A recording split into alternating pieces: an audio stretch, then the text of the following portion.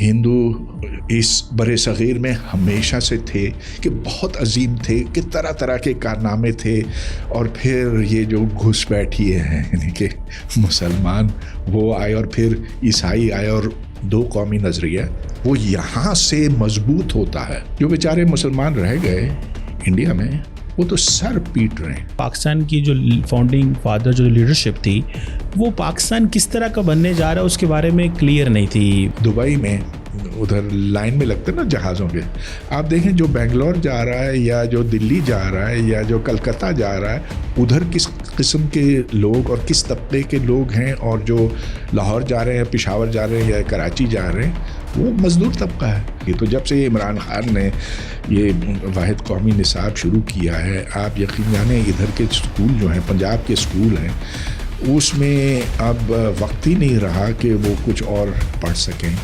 Parade وغیرہ کراتی ہیں. تو مجھے یاد ہے کہ ادھر 23 مارچ کا جو پریڈ ہو رہا تھا، میں اس وقت اپنے بال کٹوانے کے لیے گیا تھا. تھوڑے ہی رہ گئے ہیں لیکن چلیے. جی ہیلو دوستو، میں ہوں قمر چیمہ دی قمر چیمہ پوڈ کاسٹ کے ساتھ، اور آج ہم بڑے خوش ہیں کہ ہمارے ساتھ موجود ہیں پرویز خود بھائی صاحب. آپ پبلک انٹلیکچوئل ہیں، نیوکلیر فزسٹ ہیں، اور سب سے بڑی بات یہ ہے کہ پاکستان کی یوتھ کے اندر کرٹیکل تھنکنگ کو پروموٹ ہمیشہ کرتے ہیں. پرویز خود بھائی صاحب، آپ کے وقت کا بہت شکریہ سر. شکریہ آپ کا. سر سب سے پہلے تو شروع کرتے ہیں کہ آپ نے یہ جو ابھی ریسنٹلی بک لکھی، Pakistan origin, identity and future. پہلا سوال یہ ہے کہ sir what motivated you to write the book? اس میں آپ کیا سمجھتے تھے؟ بہت سارا لٹریچر لکھا ہوا ہے، آپ کو کس چیز نے موٹیویٹ کیا؟ ہاں، میں کوئی تاریخ دان تو نہیں، میں سائنٹسٹ ہوں، لیکن میں ایک عرصے سے پریشان رہا ہوں کہ جس طرح کی تاریخ پڑھائی جاتی ہے ہمارے اسکولوں میں، کالجوں میں، وہ جھوٹ پر مبنی ہے. اس میں من گھڑت باتیں ڈالی گئی ہیں، معروضیت سے خالی. لہٰذا میں نے چاہا کہ ایک ایسی کتاب ہو جو صرف حقائق پر مبنی ہو، اور اس کے علاوہ یہ کہ ایک جامع تصویر کھینچے کہ ہم کہاں سے شروع ہوئے اور اس نہج تک کس طرح سے پہنچے، اور آنے والے وقتوں میں کیا ہوگا. تو یہ بہت لمبا پروگرام ہے. تو دیکھیے، جو تاریخ کے حقائق ہیں نا، ریاستیں اپنے مقصد کے حساب سے مسخ کرتی ہیں، اور یہ صرف پاکستان کی بات نہیں ہے. آپ دیکھ لیجئے کہ انڈیا میں اب جس طرح کی تاریخ کو اثر نو لکھا جا رہا ہے، تو اس میں یہ باور کرایا جاتا ہے جیسا کہ ہندو اس بر صغیر میں ہمیشہ سے تھے، کہ بہت عظیم تھے، کہ طرح طرح کے کارنامے تھے، اور پھر یہ جو گھس بیٹھی ہیں یعنی کہ مسلمان وہ آئے اور پھر عیسائی آئے اور اس کو پامال کیا. تو اس میں کتنی صداقت ہے؟ جب آپ اس کو باریک بینی سے دیکھتے ہیں تو یہ بات غلط ثابت ہوتی ہے. اچھا، لیکن اس کتاب کا جو بہت بڑا حصہ ہے نا، وہ دو قومی نظریے کے اوپر ہے. تو یہ نظریہ کیا ہمیشہ سے تھا؟ کیا یہ ہندو مسلم میں فرق اتنا ہی تھا اس وقت جتنا کہ آج ہے، لیکن یا یہ کہ بڑھتا چلا گیا، اور اس کو بڑھانے کے پیچھے کیا عوامل تھے؟ تو جب آپ دیکھتے ہیں مغل کے زمانے میں تو اتنا زیادہ فرق نہیں تھا، اور اس سے پہلے دیکھیں تو اور زیادہ کم تھا. جیسا کہ البیرونی جب یہاں سن 1000 کے قریب آیا، یعنی کہ 14 کوئی آپ سمجھ لیجیے 1000 سال پہلے کی بات ہے، تو وہ آپ اور مجھ جیسے لوگوں کو ہندو کہتا تھا، کیونکہ ہندو سے مطلب وہ جو اس خطے میں رہتے ہیں، جو دریائے سندھ سے متعلق ہے، اس سے منسوب ہے. باقیوں کو وہ ترک جانتا تھا، افغان جانتا تھا، اور جگہوں سے، لیکن جو ہماری شکل و صورت کے لوگ ہیں ان کو وہ ہندو کہتا تھا. اور یہ فرق جو ہے ہندوؤں میں اور ہم میں، وہ یوں بڑھا کہ جب انگریز نے چاہا کہ ادھر تعلیم آئے اپنے مقصد کے حصول کے لیے، تو جو ہندو ہیں انہوں نے کہا کہ ہاں، ہمیں دو، ہمیں کالج دو، ہمیں اسکول دو، ہمیں یونیورسٹیاں دو، اور مسلمانوں نے کہا کہ ہمارے پاس پہلے سے سب سے اچھی تعلیم موجود ہے، ایک کتاب ہے، اس کے علاوہ ہمیں کسی چیز کی ضرورت نہیں ہے۔ نتیجہ یہ کہ 1835 میں جب لارڈ میکالے نے اپنی اصلاحات کا اعلان کیا تو مسلمانوں نے کہا کہ علماء نے کہا، 8000 علماء نے کہا کہ ہم اس بات کو نہیں مانتے، ہم اس کو مسترد کرتے۔ تو جب یونیورسٹی آف کلکتہ بنی 1857 میں یا 56 میں، تو اس کی پہلی کلاس میں کئی سو ہندو تھے لیکن فقط 2 مسلمان۔ اب یہ جب فرق آیا تو سر سید احمد خان نے اس کو پہچانا، اور چلیے بات آگے چلتی تو ایک تو میں اس بات پہ فوکس کرنا چاہتا ہوں کہ جو 2 قومی نظریہ وہ یہاں سے مضبوط ہوتا ہے، جنم لیتا ہے کہ نہیں لیکن یہاں سے مضبوط ہوتا ہے کہ مسلمان کمپیٹ نہیں کر سکے۔ سر سید نے بہت کوشش کی لیکن وہ ناکام رہے، یا ان کو کچھ کامیابی ہوئی۔ پھر مجھے دیکھنا ہے کہ علامہ اقبال اور محمد علی جناح کیا کہتے تھے، اور ان کا کیا تصور تھا بھی کہ نہیں کہ آنے والا وقت کیا لائے گا۔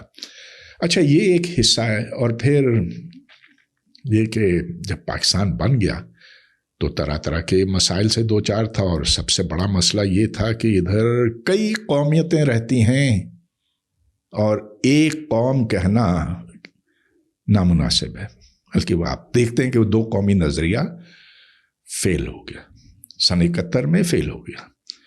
تو پھر اس کے بعد کیا ہو، تو کتاب یہاں سے شروع ہوتی ہے، اور پھر آگے چل کے میں آپ کو بتا سکتا ہوں کیا 5 بڑے سوال جو میں نے اٹھائے ہیں۔ تقسیم سے کس کو فائدہ ہوا، کس کو نقصان ہوا، کیا مسلمانوں کا اجتماعی فائدہ ہوا کہ نقصان ہوا ہے اس کے نتیجے میں؟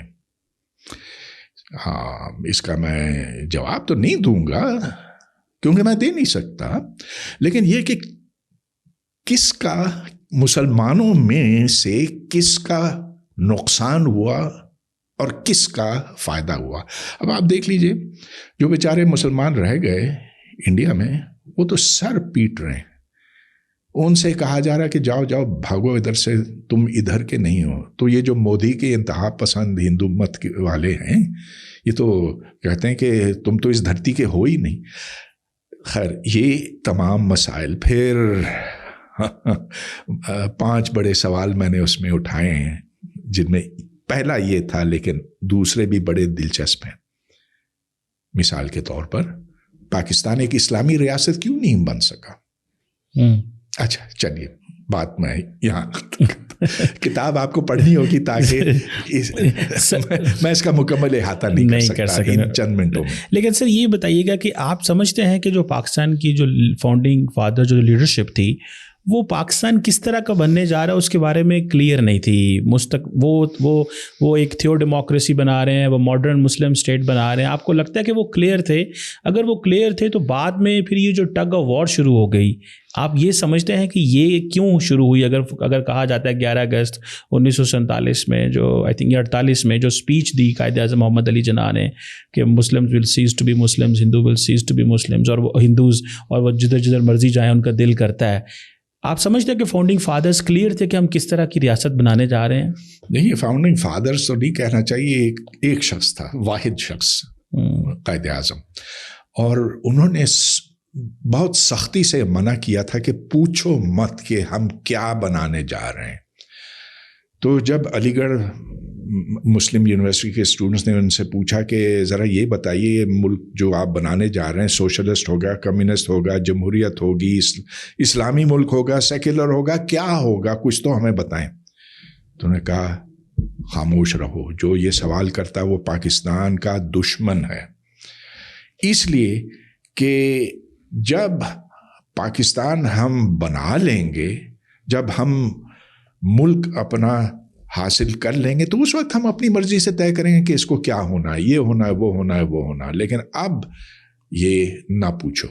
تو دیکھیے اس کے پیچھے ایک منطق تھی، اور وہ یہ کہ اگر وہ کہتے ہیں مثال کے طور پر کہ یہ ایک سیکولر ریاست ہوگی تو پھر یہ سوال اٹھتا کہ بھائی آپ کانگریس کے ساتھ کیوں نہیں چلے جاتے؟ پھر کانگریس تو اعلانیہ طور پر سیکولر ہے، تو اس کی تو کوئی پھر وقت ہی نہیں بنے گی. یا اگر آپ کہتے پھر کہ اسلامی ریاست ہونے والی ہے تو پھر کس مکتب فکر سے یہ منسلک ہوگی؟ تو شیعہ بہت پریشان تھے. اب ان کو جوڑنے کے لیے انہوں نے کہا کہ نہ ہم کچھ بھی نہیں کہتے اس وقت, شیعہ کی بات الگ.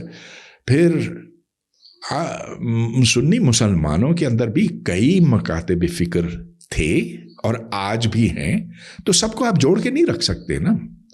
لہٰذا انہوں نے یہ ایک ابہام انہوں نے پسند کیا. لہٰذا انہوں نے کوئی کتاب نہیں لکھی, کوئی منشور نہیں لکھا, کہیں تحریری طور پر نہیں کہا کہ پاکستان کو یہ ہونا چاہیے یا وہ ہونا چاہیے. انہوں نے کہا خاموش رہو, پاکستان بنے گا تو پھر ہم دیکھیں گے. اچھا ڈاکٹر صاحب یہ بتائیں کہ آپ کیونکہ اکثر یونیورسٹی پڑھاتے رہے, قائد اعظم یونیورسٹی پوری زندگی آپ نے پڑھایا اور آپ بڑے کریٹیکل رہتے ہیں پاکستان کی یونیورسٹیوں کے حوالے سے بھی. آپ کیا سمجھتے ہیں کہ پاکستانی یونیورسٹی ابھی بھی ایک رینکنگ, ڈفرینٹ رینکنگز دنیا کی آتی رہتی ہیں, ابھی بھی ایک رینکنگ آئی تھی جس میں 100 ایشیا کی رینکنگ میں پاکستان کی کوئی یونیورسٹی بھی نہیں تھی. پہلے قائد اعظم تھی, پھر نسٹ اور اس طرح کی یونیورسٹی. آپ کیا سمجھتے ہیں یہ کیوں ہماری یونیورسٹیوں میں کیا تنزلی کیوں آ رہی ہے؟ کیوں ہم خطے کی یونیورسٹیوں میں کے ساتھ کمپیٹ نہیں کر پا رہے؟ چائنا ہمارے ساتھ ہے, بھارت میں بہت ساری یونیورسٹیز جو ہیں وہ اچھا پرفارم کر رہی ہیں. ہماری یونیورسٹیوں میں کیا ہے؟ پالیٹکس زیادہ گھس گئی ہے, میڈیوکریٹی ہے, اسٹیٹ کی انٹرفیئرنس ہے, مشروم گروتھ ہے کہ سیاستدان چاہتے ہیں میرے ہر شہر میں یونیورسٹی بن جائے تاکہ ہم لوگوں کو بتا سکیں دیکھو یہاں پہ کیا وجہ کیا ہے سر؟ اچھا, آپ نے سب سے پہلے رینکنگ آرگنائزیشنز کی بات کی نا. خدا را جو وہ رینکنگ دیتے ہیں نا کوئی معنی نہیں رکھتا. اگر وہ کہتے ہیں کہ آپ نمبر 1 ہیں تو آپ کہیں کہ بیکار بات نہ کہو. اگر وہ کہتے ہیں آپ کا نمبر 5000 ہے, یہ 5055 ہے, تو اس پر بھی پریشان ہونے کی بات نہیں ہے. their ranking means 0. اچھا, میں اس کی وجہ بتاتا ہوں آپ کو کہ وہ خود تو آتے نہیں نا یہاں پر, وہ صرف پوچھتے ہیں, انٹرنیٹ کا فارم بھرواتے ہیں جس کے اندر من گھڑت چیزیں ڈالی جا سکتی ہیں. پھر یہ کہ وہ پوچھتے ہیں کہ آپ کے جو ٹیچرز ہیں, پروفیسرز ہیں, انہوں نے کتنے پرچے چھاپے. تو آج کل تو ہر ایرا غیرہ نتھو خیرہ 20 پیپرز ایک مہینے کے اندر چھاپ دیتا ہے یا سال کے اندر چھاپ دیتا ہے, بالکل معنی سے یہ خالی ہے.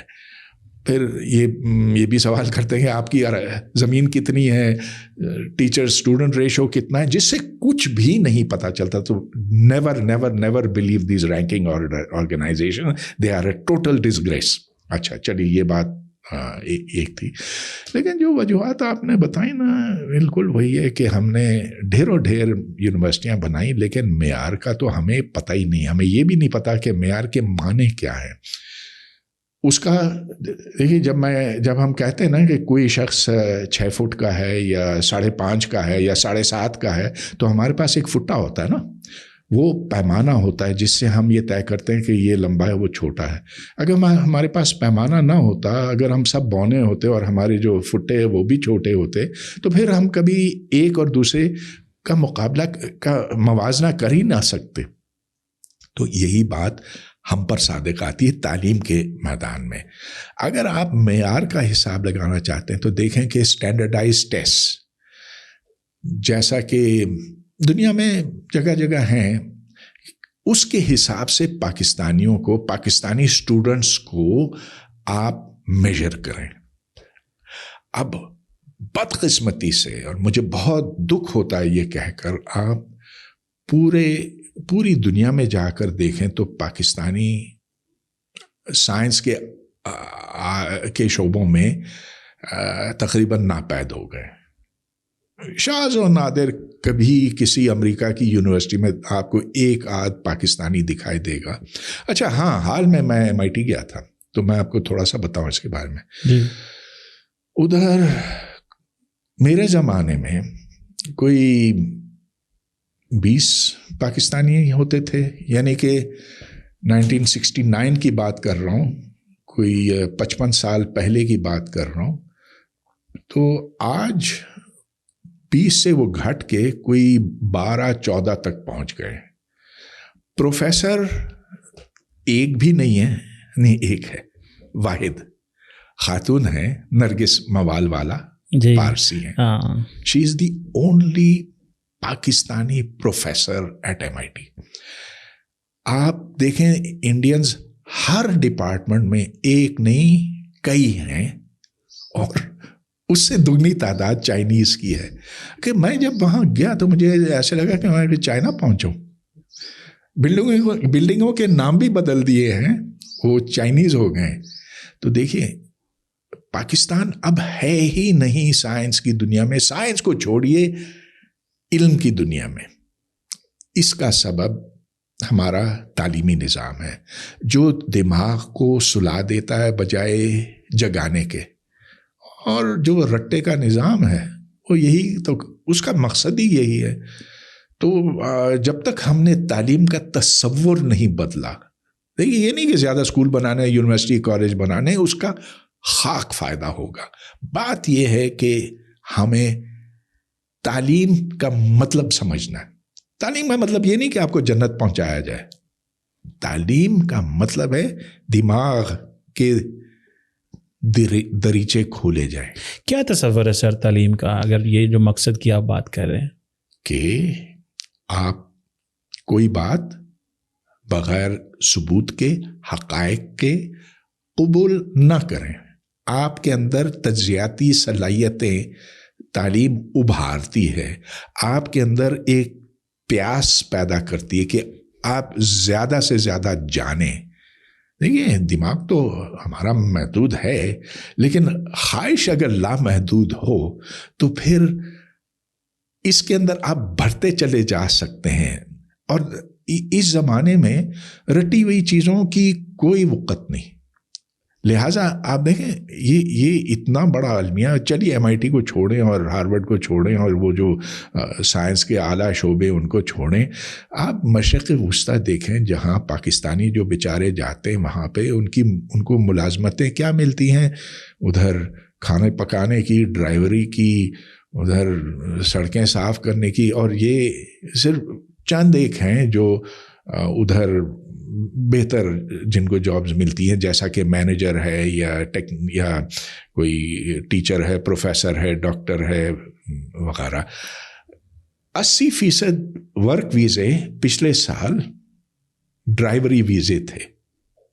और आप देखें कि दुबई में जब आप उधर लाइन में लगते हैं ना जहाज़ों के, आप देखें जो बेंगलोर जा रहा है या जो दिल्ली जा रहा है या जो कलकत्ता जा रहा है, उधर किस किस्म के लोग और किस तबके के लोग हैं, और जो लाहौर जा रहे हैं, पेशावर जा रहे हैं या कराची जा रहे हैं, वो मज़दूर तबका है।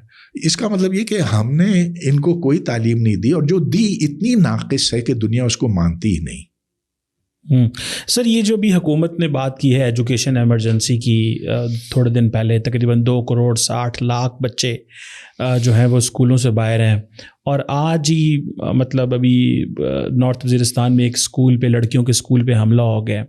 आप क्या समझते हैं ये जो इनसेंसिटिविटी है हुक्मरानों की तरफ से, तालीम इतने बड़ी तादाद में बच्चे बाहर होना, एक पॉइंट। दूसरा पॉइंट ये है कि अगर देखा जाए तो 18वीं अमेंडमेंट के बाद जो पैसा है वो तो सूबों के पास चला गया है, लेकिन स्टिल स्कूल्स जो हैं वो इसमें काम नहीं कर सके। हमने यूनिवर्सल डेवलपमेंट गोल्स देखे, सस्टेनेबल डेवलपमेंट गोल्स देखे, जिसमें यूनिवर्सल प्राइमरी एजुकेशन की बात की जाती है कि 100% बच्चों को स्कूलों में डाला जाए। क्यों हम नहीं डाल सके बच्चों को, जबकि अब तो ये भी बातें आ रही हैं कि ये इतना पैसा सूबों के पास गया कि उन्होंने इसका मिसयूज़ किया, पैसा वापस लिया जाए, क्योंकि ये सही तरह बच्चों को इंफ्रास्ट्रक्चर भी खड़ा नहीं कर सके, स्कूलों में नहीं लेके आ सके, तो ये तो मिसयूज़ कर रहे हैं। तो ये जो पॉइंट है एजुकेशन एमरजेंसी का, इसको आप कैसे देखते हैं? अभी तो हमने ये भी बात की कि यूनिफॉर्म करिकुलम होना चाहिए, बड़ी मतलब कन्फ्यूजन हमने डाली हुई हैं। इस पर ज़रा कमेंट करें, ये जो तालीमी एमरजेंसी के हवाले से जो मुल्क में अभी बात की जा रही है। मुझे तो हंसी आती है तालीमी एमरजेंसी पर। भाई आप एमरजेंसी डिक्लेयर करके क्या हासिल करेंगे? आपको कौम का नज़रिया बदलना होगा इससे पहले कि यहाँ तालीम आम हो सके। देखिए तालीम के दो मतलब होते हैं, दो मकासद होते हैं जो एक दूसरे से बिल्कुल जुदा और मुख्तलिफ हैं। ایک تو روایتی تعلیم ہے جس کا مقصد یہ ہے کہ آپ کو زندگی بعد الموت میں اچھی جگہ دلوایا جائے. تو یہ بھی ٹھیک ہے، اچھی بات ہے، آخر جنت جانا ہی چاہیے. لیکن جس طرح کی تعلیم وہ ہوتی ہے اور جس طرح کی تعلیم کا تقاضا زمانہ جدید کرتا ہے وہ بالکل مختلف ہے. ایک دوسرے کے ساتھ کوئی ان کا میل ہی نہیں ہے. تو جس طرح کی تعلیم زمانے کا تقاضا ہے وہ یہ کہ بچے میں وہ صلاحیتیں پیدا کی جائیں کہ وہ خود سے سوچے، کہ وہ اس کے اندر تجسس ہو، کہ وہ ہر چیز کو پرکھے، وہ پوچھے کہ ایسا کیوں اور ایسا کیوں نہیں. اس میں استاد کو آپ باپ نہیں مانتے، اس میں استاد ایک تنخواہ دار ہے. دیکھیے میں نے جو 45 سال پڑھایا ہے اس قائد اعظم یونیورسٹی، اس میں سے 35 تو تنخواہ لے کر پڑھا ہے. جب بھی میں نے پڑھایا نا تو میں کبھی یہ نہیں سمجھتا کہ میں کوئی احسان کر رہا ہوں. ارے بھائی وہ مجھے روٹی مل رہی ہے، پیٹ بھرتا ہوں اس سے، میں کوئی فرشتہ نہیں ہوں. تو یہ جو ہمارے اساتذہ ہیں نا وہ سمجھتے ہیں کہ جی وہ کوئی بہت بڑا احسان کر رہے ہیں بچوں کو پڑھا کر، اور بچوں کو اس طرح سے ان کا جو برتاؤ ہے وہ ایسا ہے کہ بچے پھر تعلیم سے متنفر ہو جاتے ہیں. ان کی کتابیں ایسی ہیں کہ سائنس کے ہر قسم کے علم سے پھر ان کو ایک قے آنے لگتی ہے، نفرت ہوتی ہے کہ یہ کیا فضول چیز ہے جو ہمیں رٹنی پڑتی ہے. نتیجہ یہ کہ جب وہ باہر نکلتے ہیں اسکولوں سے، کالجوں سے فارغ ہوتے ہیں تو وہ کچھ بھی نہیں جانتے دنیا کے بارے میں، اور وہ بس سوشل میڈیا پہ آج کل لگ جاتے ہیں، ایک جملہ بھی ٹھیک نہیں لکھ سکتے ہیں. اب ایسے لوگوں کی پھر مانگ کہاں ہوگی؟ آپ ایمرجنسی کہہ دیں یا کچھ بھی کہہ دیں، بات یہ ہے کہ تعلیم کی سمت درست کرنی ہوگی.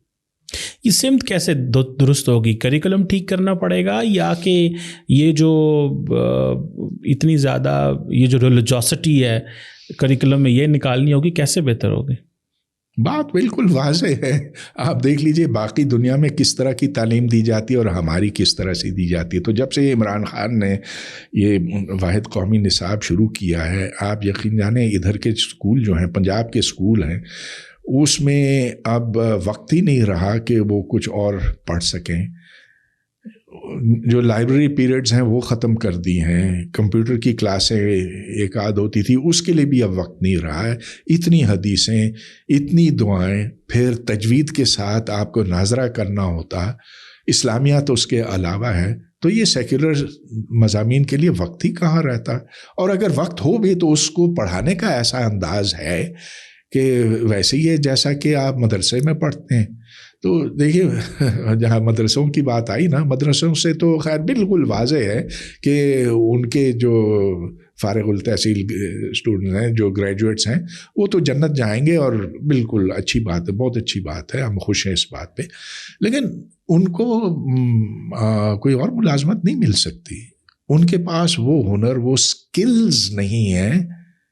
اور یہی بات اب تقریباً ہمارے اسکول کے بچوں کے اوپر صادق آتی ہے. ابھی پروفیسر صاحب ہم نے دیکھا کہ انڈیا جو ہے وہ چاند پہ چلا گیا، انہوں نے کہا جی ہم ساؤتھ پول پہ لینڈ کر گئے ہیں.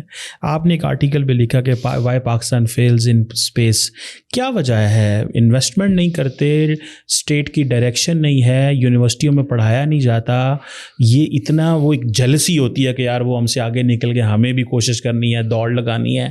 کیا ہے، ہم کیوں فیل ہو گئے ہیں؟ یا کہ جو لوگ اس وقت ہمارے پروگرام رن کر رہے ہیں اسپارک کو یا بہت سارے ایسے ادارے وہاں پہ وہ لوگ بیٹھے ہیں جن کا اس میں کوئی تجربہ نہیں ہے؟ کیا دیکھتے ہیں سر آپ؟ تجربے کی بات نہیں ہے، ان میں وہ صلاحیت ہی نہیں ہے.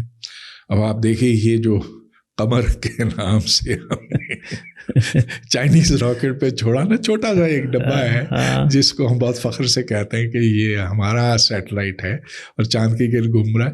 ارے ایسے تو اسکول کے بچے بھی بنا لیتے ہیں باقی دنیا میں. اس میں بس آپ کیمرہ لگا لیں، وہ یہ کٹ اینڈ پیسٹ جیسا ہے نا، آپ کو اسمبل کرنے کے لیے کچھ کھلونے دیے گئے. تو اس کو ایک بہت بڑا کارنامہ کہنا میں سمجھتا ہوں کہ عجیب مذاق ہے. ایسا کیوں ہے؟ دیکھیے میری کتاب اسی کے بارے میں. تو یہ آپ نے پوچھا نا میں نے کتاب کیوں لکھی. اصل بات یہ کہ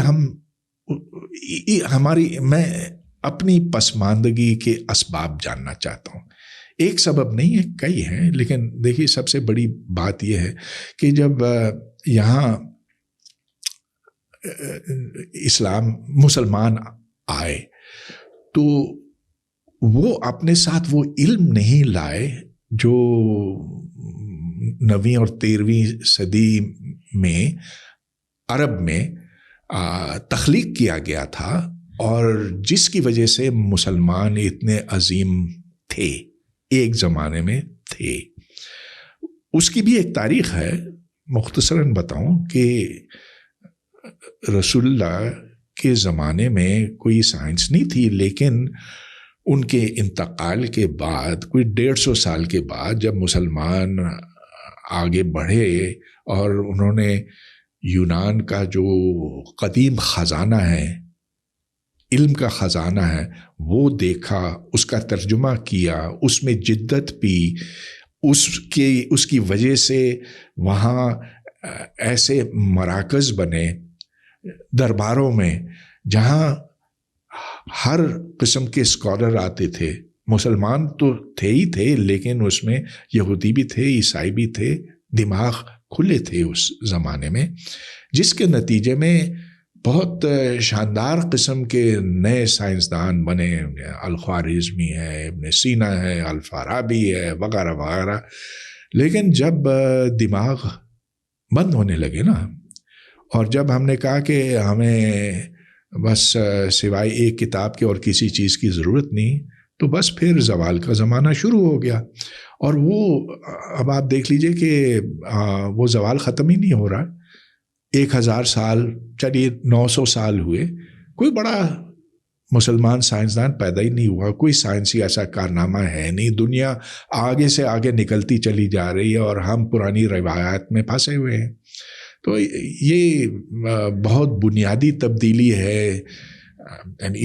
ہم ایجوکیشن ایمرجنسی جتنا بھی کہیں، لیکن جس تبدیلی کی ضرورت ہے وہ اتنی بنیادی ہے کہ کوئی حکومت اس جانب قدم اٹھا ہی نہیں سکتی. سر ہم اکثر بات کرتے ہیں کہ باقی مسلمان دنیا جو ہے وہ ترقی کر رہی ہے، لیکن وہاں پہ ڈیموکریٹک سسٹم نہیں ہے. آپ کو کیا لگتا ہے یہ جو چیز ہے کہ ترقی کرنی چاہیے، ڈیموکریسی ہو یا نہ ہو، یہ آپ کو لگتا ہے کہ یہ تھیم ٹھیک ہے؟ جیسے چائنا میں ہم دیکھ لیں، رشیا میں دیکھ لیں، مڈل ایسٹ میں دیکھ لیں، ہم وہ ڈیموکریسی کو لے کے بیٹھے تو ہوئے ہیں، لیکن خیر اب وہ بھی ڈیموکریسی نہیں. ابھی تو اکانومسٹ انٹیلیجنس یونٹ نے ہمیں ایک اتھارٹیرین رجیم کے طور پہ ڈینوٹ کیا ہے ریسنٹلی. ہم کیوں ڈفرینٹ ہیں باقی مسلمانوں سے؟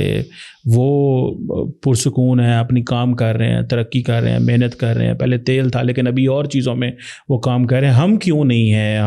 ہم تو یہ بتاتے ہیں کہ ہم نے PIA ایمریٹس کھڑے کرنے میں ہمارا کام ہے، فلاں چیز کرنے میں دنیا میں ہمارا کام تھا. ایک وقت تھا کہ عربی جو تھے وہ کراچی میں رہنے آتے تھے، ویکیشنز گزارنے آتے تھے. ہم اس طرح کی چیزوں میں لگے ہیں. کیوں ہم ڈفرینٹ ہیں باقی مسلم ممالک سے؟ ہاں، تو بات آپ کی ٹھیک ہے کہ جو ترقی ہے وہ صرف جمہوری نظام میں نہیں ہوتی. بالکل واضح ہے، چائنا کوئی جمہوری ملک نہیں ہے، نہ روس کوئی جمہوری ملک ہے. ادھر آپ سمجھ لیں کہ آمریتی نظام ہے. انڈیا اگرچہ جمہوری ہے لیکن وہ ہندوؤں کے لیے جمہوری ہے، اب وہ مسلمان کے لیے جمہوری نہ رہا، لیکن بہت تیزی سے آگے نکل رہا ہے. تو بنیادی بات یہ ہے کہ وہی ملک، وہی لوگ آگے بڑھ سکتے ہیں جنہوں نے عقل کو تسلیم کیا ہے. اب عقل کو تسلیم کرنے کا مطلب یہ نہیں ہے کہ جمہوریت بھی اس کے ساتھ چونگے میں آ گئی، نہ، وہ آ بھی سکتی ہے اور نہیں بھی آ سکتی ہے. میں تو جمہوریت کا قائل ہوں. میں سمجھتا ہوں کہ عوام کو یہ حق پہنچتا ہے کہ وہ اپنی آرزویں بلند کریں، اپنی بات بلند کریں، لیکن ترقی اس کے بغیر بھی ہو سکتی ہے. اب دیکھ لیجئے کہ جو مشرق وسطیٰ میں تبدیلیاں آ رہی ہیں، سعودی عرب انتہائی دقیانوس ملک سمجھا جاتا تھا اور اب وہ اگرچہ سیاسی طور پر اب بھی آمریت ہے، بادشاہت ہے وہاں پہ، لیکن ان میں یہ ہوش آ گیا کہ بھائی دیکھو اب تیل ختم ہونے والا ہے، اب ہمارے پاس کوئی ہنر نہیں، کوئی سکلز نہیں، کوئی تعلیم نہیں ہے. ہم نے یہاں پر یونیورسٹیاں تو کھڑی کر دیں، بڑی عالی شان یونیورسٹیاں ہیں، لیکن جو عرب اسٹوڈنٹس وہاں پر ہے ایسے جب فرق ہی نہیں ہے کہ وہ گئے یا نہیں گئے، اس میں ڈگریاں تو سب لے کر نکل جاتے ہیں ادھر سے. تو انہوں نے اب یہ سوچنا شروع کیا ہے. ہوش عربوں کو آ رہا ہے، ہمیں اب تک ہوش نہیں آیا. ڈاکٹر صاحب یہ بتائیں کہ آپ نے ریسنٹلی لکھا تھا کہ یہ جو ہم بڑی بڑی گرینڈ ملٹری پریڈس کرتے ہیں ان کا کوئی فائدہ نہیں ہے، یہ نیشن بلڈنگ نہیں ہے. آپ کو نہیں لگتا کہ ان پریڈس کرنے سے ایک ملک کے اندر ایک ہمت آتی ہے، طاقت آتی ہے کہ ہم اپنا دفاع کرنے کی صلاحیت رکھتے ہیں؟ بالکل ڈیفینیٹلی نیشن بلڈنگ ایک ڈفرینٹ چیز ہے، لیکن this is also a part of a nation building. مطلب آپ اپنی قوم کو تبھی تیار کر سکتے ہیں اگر آپ نے دفاع پہ اچھا پیسہ لگایا. آپ نے یہ جو بات کی کہ یہ جو گرینڈ ملٹری پریڈس نہیں ہونی چاہیے، اس کو آپ کیسے دیکھتے ہیں کہ don't you think this is also a part of a nation building in to some extent? ایک نہ بڑی پکچر نہ ہو لیکن اس پکچر میں تھوڑا سا تو آتا ہے. جیسے ہم نے یوکرائن کو دیکھا کہ بڑی فوج نہ ہونے کی کس طرح پٹ رہے ہیں، مار کھا رہے ہیں. ہم نے عراق کی حالت دیکھی، ہم نے سیریا کی حالت دیکھی، کیا ہوا. اس پہ کیا کہیں گے؟ ریاستیں تو یہ ہمیشہ چال چلاتی ہیں، پریڈ وغیرہ کراتی ہیں. تو مجھے یاد ہے کہ ادھر 23 مارچ کا جو پریڈ ہو رہا تھا، میں اس وقت اپنے بال کٹوانے کے لیے گیا تھا. تھوڑے ہی رہ گئے لیکن چلیے. نہیں سر ابھی سارے بال ہیں آپ کے، ایسے آپ نہیں کہہ سکتے. ادھر جو حجام برا بلا کہہ رہے تھے، اوپر سے جہاز گزر رہے ہیں، ہیلی کاپٹر گزر رہے ہیں، یہ کون سی نیشن بلڈنگ ہوئی؟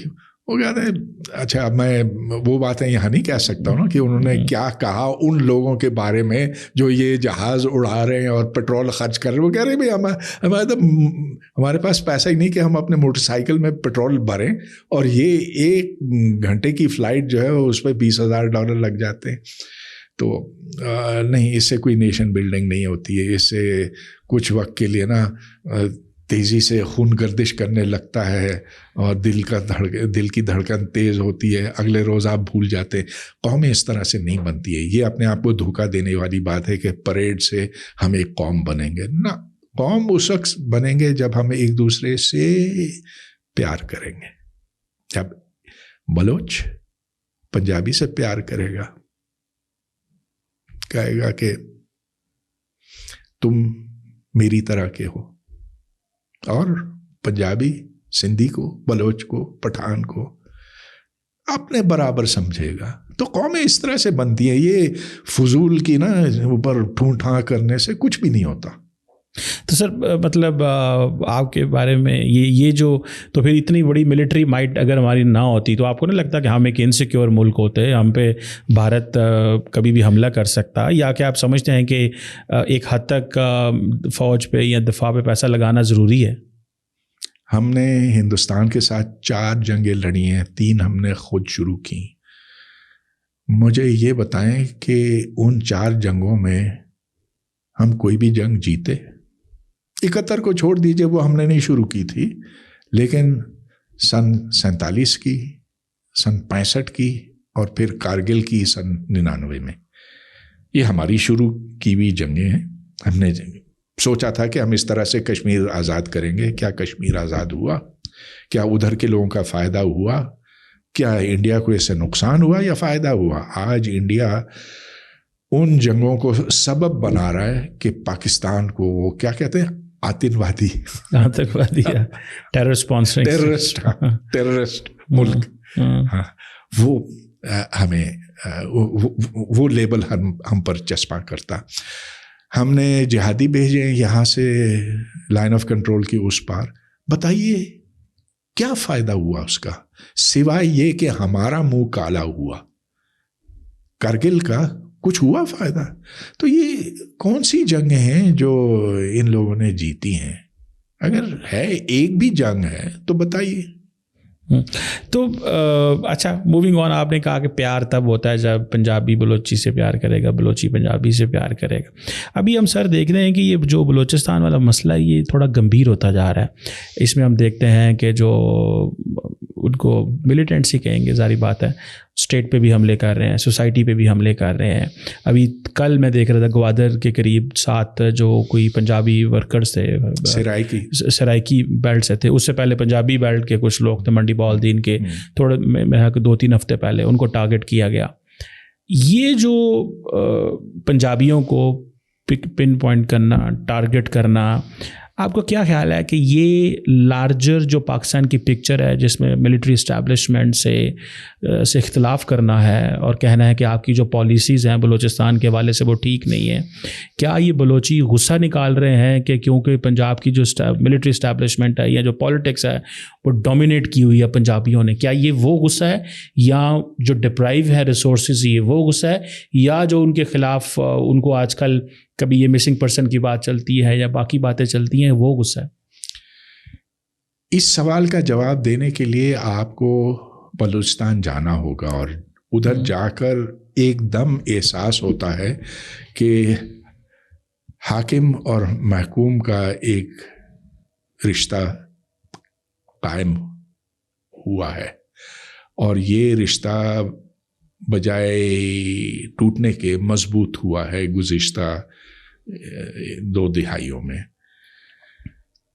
میں سمجھتا ہوں انتہائی افسوسناک بات ہے کہ صرف کسی کی قومیت کی بنیاد پر آپ اسے قتل کریں، اور خاص طور پر یہ بیچارے نائی جو سرائی کی جو ساؤتھ پنجاب سے گئے تھے یا اس سے پہلے لاہور کے اطراف سے گئے تھے، کہ ان کو صرف یہ دیکھتے ہوئے کہ یہ پنجابی ہے سرائکی ہے مار دیا گیا. ویسے تو یہ مہاجروں کے ساتھ بھی کیا گیا ہے، سندھیوں کے ساتھ بھی کیا گیا ہے. آپ نے یہ دیکھا ہوگا آپ قائد اعظم یونیورسٹی کے کہ سندھی اور بلوچ اسٹوڈنٹس بھی آپس میں لڑ پڑتے ہیں. جی اچھا، میں اتنا حیران ہوا اس بات پہ، اس لیے کہ میرے والد، ان کی پیدائش بلوچستان میں لسبیلا میں، بولتے سندھی بولتے تھے، اپنے آپ کو سندھی سمجھتے ہیں، لیکن بلوچ بھی ایک شاخ ہے ہمارے خاندان کا جو بلوچ ہے، ایک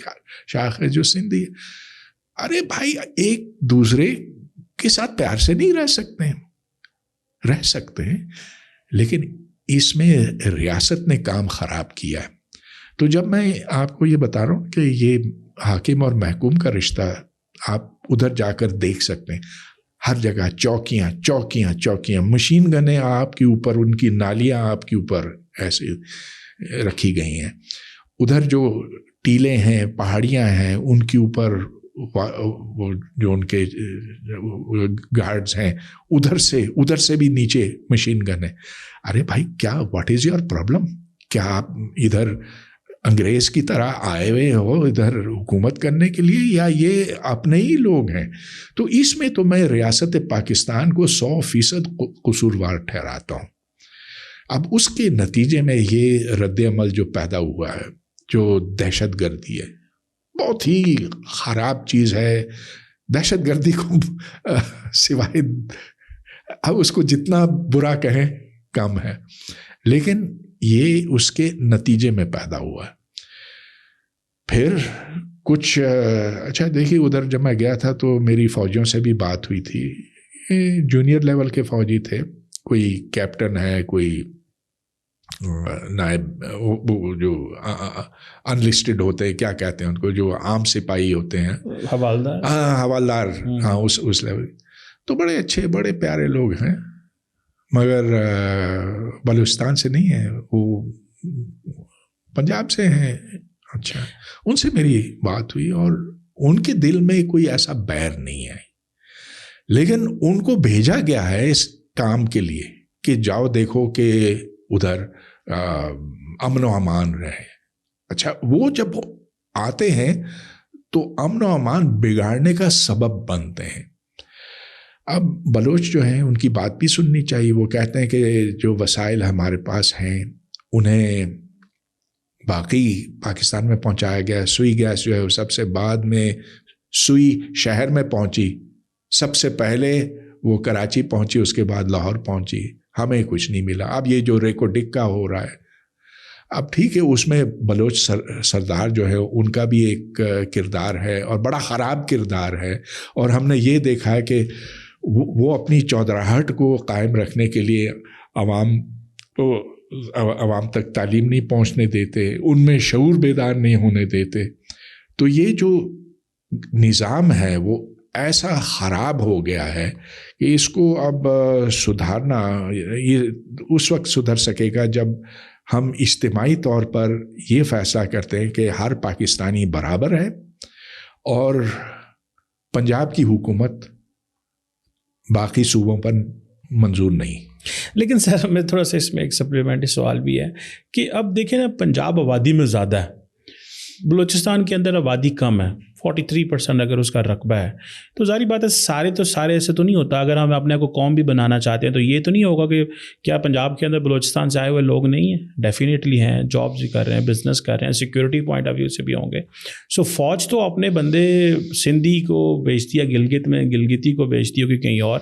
تو آپ کو نہیں لگتا یہ ایک بڑی نارمل چیز ہے کہ ایک نیشنل آرمی کہیں بھی آپریٹ کر رہی ہو تو وہ تو اس کا کام تو اوبیسلی لا اینڈ آرڈر ہے. تو اگر ہم اس کو اس لینس سے دیکھیں گے کہ جی پنجابی ہے اور بلوچستان میں لا اینڈ آرڈر مینٹین کرنے گیا ہوا ہے، حالانکہ وہ تو ایک آپ کی جو قوم، آپ کی جو فوج جو ہے، جو کہ قومی فوج ہے، اس کا حصہ ہے. نہیں، فوج کا کام یہ نہیں ہے کہ وہ قوم کو اکٹھے رکھے، یہ کام سرکار کا ہے. تو وہ بھی تو سرکار کا حصہ ہے نا.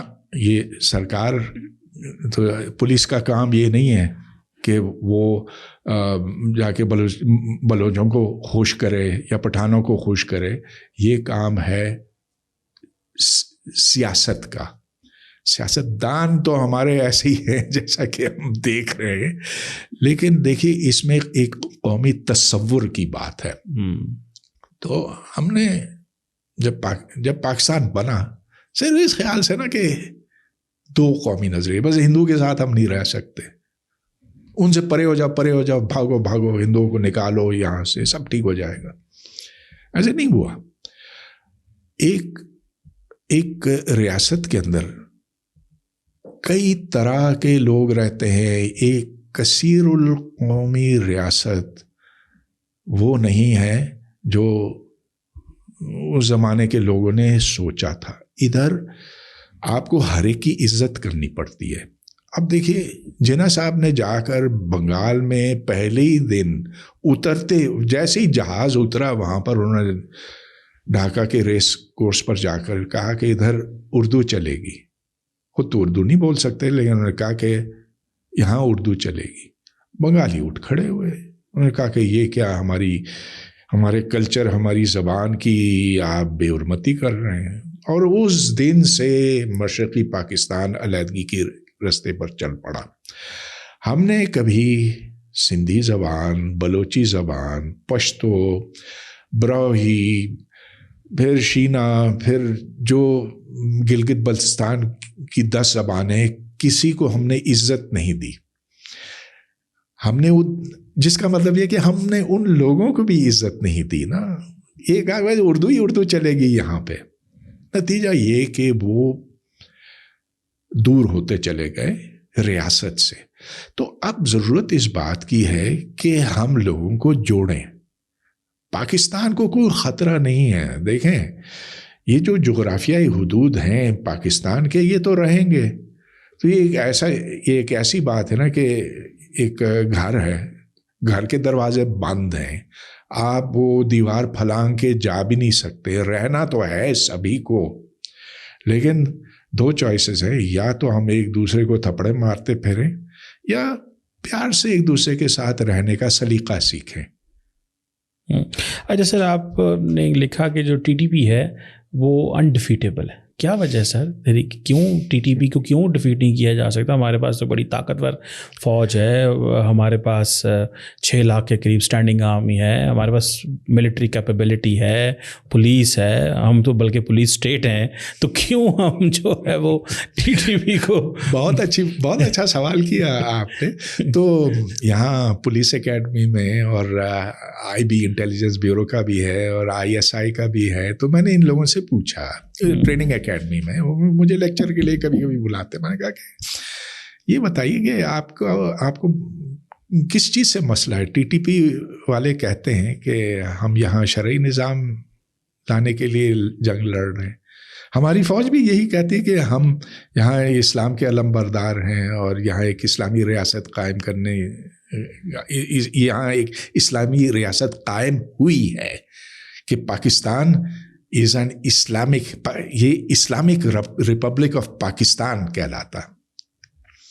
تو کیا مسئلہ ہے؟ یہاں جو ٹی ٹی پی والے ہیں وہ کہتے ہیں شریعت نافذ کرنی، آپ نافذ کر لیں، آپ کو کیا مسئلہ ہے اس سے؟ کسی کے پاس کوئی جواب نہیں تھا. اب جب آپ کے پاس جواب ہی نہ ہو کہ دشمن سے کیوں لڑا جائے، تو پھر آپ دشمن کے ساتھ کیسے لڑیں گے؟ تو سب سے پہلی بات یہ ہے کہ you have to know what you are fighting for. ہاں، وہ ہمیں مار رہے ہیں، قتل کر رہے ہیں، تو ہم بھی ان کو ماریں گے، قتل کریں گے. یہ کوئی بات ہی نہ بنی. آپ کے پاس کوئی نظریہ ہی نہیں ہے جسے آپ ٹی ٹی پی کا مقابلہ کر سکتے ہیں. ٹی ٹی پی کا نظریہ، اس کا مقابلہ کرنے کے لیے آپ کو واضح طور پر یہ کہنا ہوگا کہ ہمیں ایک پاکستان چاہیے جو جمہوری ہے، جس میں خواتین کو وہی حقوق میسر ہوں گے جو مردوں کو ہے، کہ ہم دنیا کے ساتھ شانہ بشانہ چلنا چاہتے ہیں، کہ ہم جدیدیت کی طرف جانا چاہتے ہیں، ہم ماضی کی بھول بھلائیوں میں نہیں پھنسنا چاہتے ہیں. تو اگر آپ یہ بات اپنے سپاہیوں تک پہنچائیں، اپنے افسروں تک پہنچائیں، تو پھر آپ کے اندر وہ نظریاتی طور پر مضبوطی آئے گی جس سے آپ ٹی ٹی پی کا مقابلہ کر سکیں گے. بصورت دیگر آپ کے پاس کوئی بیانیہ ہے ہی نہیں جس سے آپ ان کے ساتھ لڑ سکیں. کیا کتنی دیر رہ گئی جی؟ 5 منٹ. اچھا سر، ایک آخری سوال آپ سے نہیں، یہ کاٹ لینا سر. ایک آخری سوال آپ سے کرنا ہے، اور وہ یہ ہے کہ جتنی زیادہ ہم نے باتیں کی، اس سے تو لگ رہا ہے کہ پاکستان کا جو سارے کا سارا جو سوشل کانٹریکٹ ہے، عمرانی معاہدہ، وہ بھی ایٹ سٹیک ہے. آپس میں جھگڑے ہو رہے ہیں، لڑائی ہے، مطلب لوگ صوبوں کو انٹرسٹ نہیں ہے. حکومت جس طرح ابھی بنی ہے 2024 کے الیکشن میں، تو وہ اس پہ اوپر ایک مزید کریڈیبلٹی کا کویسچن آ گیا. آپ کو لگتا ہے کہ پاکستان کو ایک نیا سوشل کانٹریکٹ چاہیے؟ کئی لوگ تو یہ بھی کہتے ہیں ہمیں نیا کانسٹیٹیوشن چاہیے، لیکن آپ کو لگتا ہے کہ ہمیں ایک نیا عمرانی معاہدہ چاہیے جس میں دوبارہ سے تمام جو اسٹیک ہولڈرز ہیں، پولیٹیشنس ہیں، ڈفرینٹ ایتھنک گروپس ہیں، ساری اسٹیٹ دوبارہ بیٹھے، اسٹیک ہولڈرز بیٹھیں اور ایک نیا ایگریمنٹ ڈیسائیڈ کیا جائے ملک کے لیے؟ بالکل، لیکن یہ اس طرح سے نہیں ہوگا کہ کوئی اعلان کرے کہ آج سے ایک نیا عمرانی معاہدہ یہاں تیار کر دیا گیا نا. اس میں یہ ہے کہ ہمیں جو اس ملک کے رہنے والے ہیں، ہر ایک کو برابر حقوق اعلانیہ طور پر دینا ہوگا. ہم نے غیر مسلموں کو ادھر سے بھگا دیا اس لیے کہ ہمارے آئین میں یہ لکھا ہوا ہے کہ وہ مسلم ہیں اور یہ غیر مسلم ہیں، اور غیر مسلم دوسرے درجے کے شہری ہوتے ہیں. اس چیز کو تبدیل کرنا ہوگا. جو بھی پاکستان کا شہری ہے، اس کا شناختی کارڈ ہے، اس کا ہرا پاسپورٹ ہے، ہمیں اعلانیہ طور پر یہ کہنا ہوگا کہ یہ سب برابر ہیں. پھر دیکھیے، یہاں انقلاب تو نہیں آنے والا، لیکن میں سمجھتا ہوں کہ ٹیکس لگانے سے جو امیر ترین لوگ ہیں ان سے دولت کھینچ کر ہم سماجی کاموں کے اوپر لگا سکتے ہیں. یہاں ہمیں ہسپتالوں کی ضرورت ہے، اسکولوں کی ضرورت ہے. یہاں ماحول اس قدر گندا ہو گیا کہ آپ دیکھ لیجئے کہ جو لوگ لاہور میں رہتے ہیں ان کی عمریں 7 سال گھٹ گئی ہیں औसतन उस माहौलियाती आलूदगी की वजह से इसका मुकाबला करना है। आने वाले जो बच्चे हैं उनके लिए खुराक का इंतज़ाम करना है। अच्छा, अब ये भी देख लीजिए कि जो आबादी हमारी इस तेज़ी से बढ़ रही है, एटम बम से की तरह फट रही है। पाकिस्तान जब बना 28 मिलियन का था, अब 250 मिलियन, यानी कि जहाँ एक बंदा था अब 8 है। इस रफ्तार पे तो कुछ ही, यानी कोई 150 साल में जो पाकिस्तान की आबादी होगी वो दुनिया की कुल आबादी के बराबर होगी। तो ये तो हम नहीं सस्टेन कर सकते ना। ये तमाम तब्दीलियाँ लानी हैं और इनका एहसास उजागर करना है लोगों में। उसका रास्ता यही है कि बस आप बजाय ये जो सोशल मीडिया पर बेकार वक्त गुजारते, तो इन चीज़ों पर आप फोकस कीजिए। हमारे पास वक्त कम है, बहुत तेज़ी से यहाँ बिगाड़ आया है।